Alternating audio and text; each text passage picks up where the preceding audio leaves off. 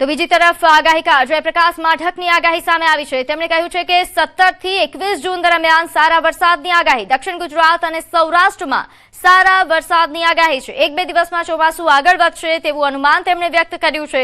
જળ રાશિ કર્કમાં રાશિમાં ચંદ્ર, શુક્ર અને ગુરુ છે તેવું તેમણે જણાવ્યું। 15 થી 16 સુધી પ્રી મોન્સૂન એક્ટિવિટી પણ જોવા મળશે તેવી પણ તેમણે આગાહી વ્યક્ત કરી।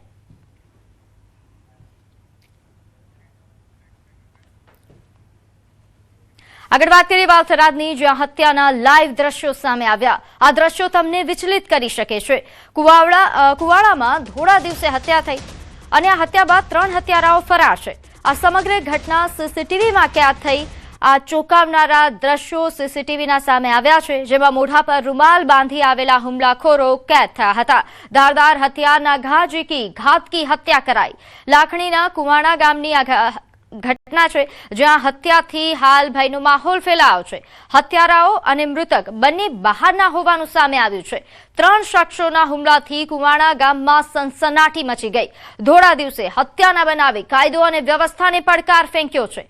હત્યાના બનાવ બાદ પોલીસ પણ દોડતી થઈ તપાસ તેજ કરવામાં આવી છે। કુવાણામાં લોહિયાળ હુમલો સીસીટીવી હાલ મહત્વનો પુરાવો બન્યો છે।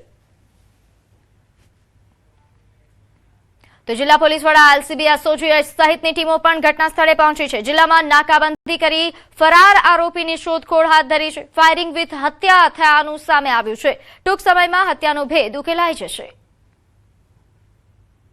જે આરોપીઓ છે એની ઓળખ કરવાની કામ અને જે વિગતો મળી છે પ્રાથમિક, એના આધારે સમગ્ર જિલ્લામાં નાકાબંધી કરી અને આરોપીઓ સુધી મૂળ સુધી પહોંચવા માટે અમારી લોકલ અને સ્થાનિક તમામ ટીમો એક્ટિવેટ થઈ છે। ટેકનિકલ અને હ્યુમન ઇન્ટેલિજન્સથી ટૂંક સમયમાં અમે ગુનાનો ભેદ ઉકેલવા માટે તમામ પ્રયત્નો કરી રહ્યા છીએ। એવામાં 12 થી કોક આવી અને આવતા મરે એના માટે ફાયરિંગ કર્યું અને પછી કોક ધારિયાથી જાણું બધું કર્યું। હવે અમે બધા ફાયરિંગ કર્યું ને એટલી વાર અમારા માણસો બધા મદદમાં દોડતા દાડા પણ ફાયરિંગ કરે છે બધા ભાગવાનો પ્રયત્ન કર્યો। બાકી પછી શું છોડ્યું, શું ન છોડ્યું, બધા દોડ્યો ચેડ પાછળથી અમે બધા આવ્યા। આવી કેમ કે અમે અમને તો ફાયરિંગની બીક આવતી હતી। હવે આગળ વાત કરીએ સુરતની, જ્યાં ડિમોલેશન મામલે સ્ટેન્ડિંગ કમિટી ચેરમેન પણ અજાણ છે। સ્ટેન્ડિંગ કમિટી ચેરમેન પાસે જવાબ નથી। તપાસની વાર્તા સાથે રાજન પટેલનો ગોળ જવાબ। તપાસ કમિટીના અહેવાલ બાદ કાર્યવાહી કરાશે તેવું તેમણે નિવેદન આપ્યું।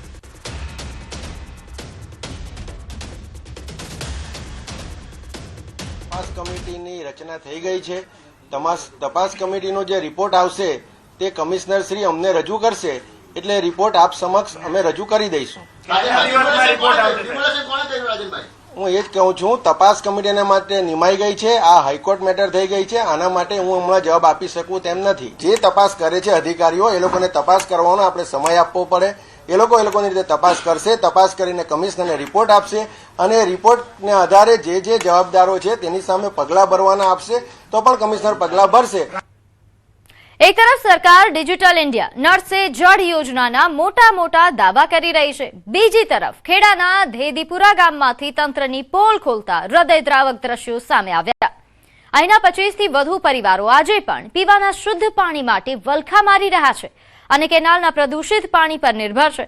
કચરો, જીવજંતુઓ વાળું આ ગંદુ પાણી પીવા માટે માસૂમ બાળકો અને પશુઓ મજબૂર બન્યા છે। જ્યારે કેનાલ સુકાઈ જાય છે ત્યારે તળાવમાં ખાડા ખોદીને પાણી લાવવું પડે છે। સ્થાનિકોનો આરોપ છે કે પાણી પુરવઠા અને વાસ્મો વિભાગના કરોડોના કામોમાં મોટો ભ્રષ્ટાચાર થયો છે।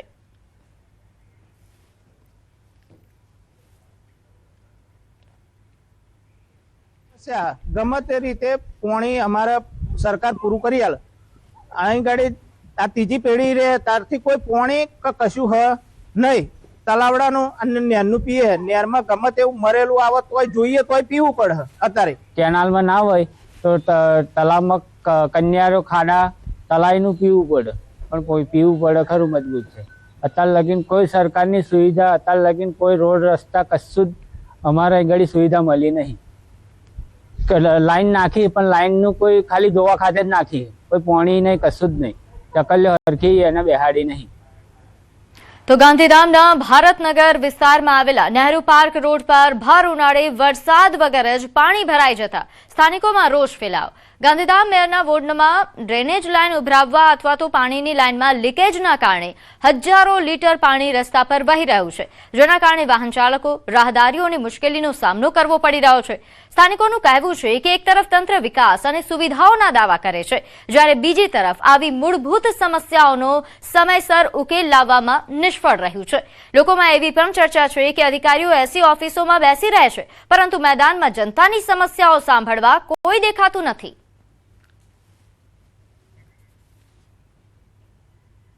તો મહેસાણા મહાનગરપાલિકાએ પાણીના પુનઃ ઉપયોગ માટે મહત્વનો નિર્ણય લીધો છે. ગટરના ગંદા પાણીને વધુ ઉચ્ચ સ્તરે શુદ્ધિકરણ કરીને ઉપયોગી બનાવવાની યોજના હાથ ધરવામાં આવી. અતિ શુદ્ધ પાણીનો ઉપયોગ ખેતી, ઉદ્યોગો તેમજ અન્ય જરૂરી કામોમાં જ થઈ શકે તે માટે આયોજન કરવામાં આવ્યું. હાલ શોભાસણ રોડ અને નાગલપુર ખાતે 2 શુદ્ધિકરણ પ્લાન્ટ કાર્યરત છે, જ્યાં સેકન્ડરી સ્તરે ગંદા પાણીનું શુદ્ધિકરણ કરવામાં આવે છે, પરંતુ તેનો પૂરતો ઉપયોગ શક્ય બનતો ન હતો. ત્યારે પાણી સંરક્ષણ અને જળ વ્યવસ્થાપન માટે આ નિર્ણય મહત્વપૂર્ણ માનવામાં આવી રહ્યો છે.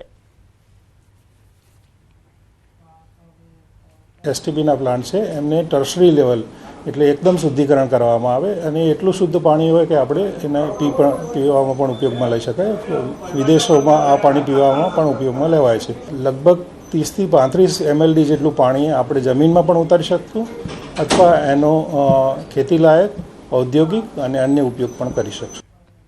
તો આ તરફ ખંભાળિયા શહેરમાં ચોમાસા પૂર્વે નગરપાલિકા દ્વારા હાથ ધરવામાં આવતી પ્રી મોન્સૂન કામગીરીને લઈને સ્થાનિકોમાં નારાજગી જોવા મળી રહી છે. શહેરના વિવિધ વિસ્તારોમાં ગટર, વરસાદી પાણીના નિકાલની વ્યવસ્થા, નદીની પૂરતી સફાઈ ન થયા હોવાના આક્ષેપો ઉઠી રહ્યા છે. સ્થાનિકોનું કહેવું છે કે ભારે વરસાદ દરમિયાન પાણી ભરાવવાની સમસ્યા સર્જાઈ શકે છે. મોન્સૂનની કામગીરી જે કરવાની હોય છે એ મે જૂન મહિનાની અંદર કરવાની હોય છે. આજની તારીખ હજુ તો કામગીરી ચાલુ કરવામાં આવી નથી. ખરેખર તો વહેલી કામગીરી ચાલુ થાય જેથી કરી અને નદી નાળા એ બધા સાફ થઈ જાય અને જાહેર રસ્તા ઉપર હોલ્ડિંગો જે છે એ હોલ્ડિંગો હજી સુધી ઉતારવામાં આવેલા નથી.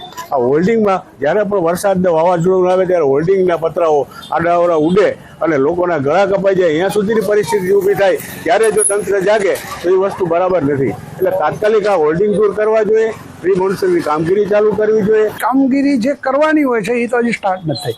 નદી નાળાઓની અંદર જે સફાઈઓ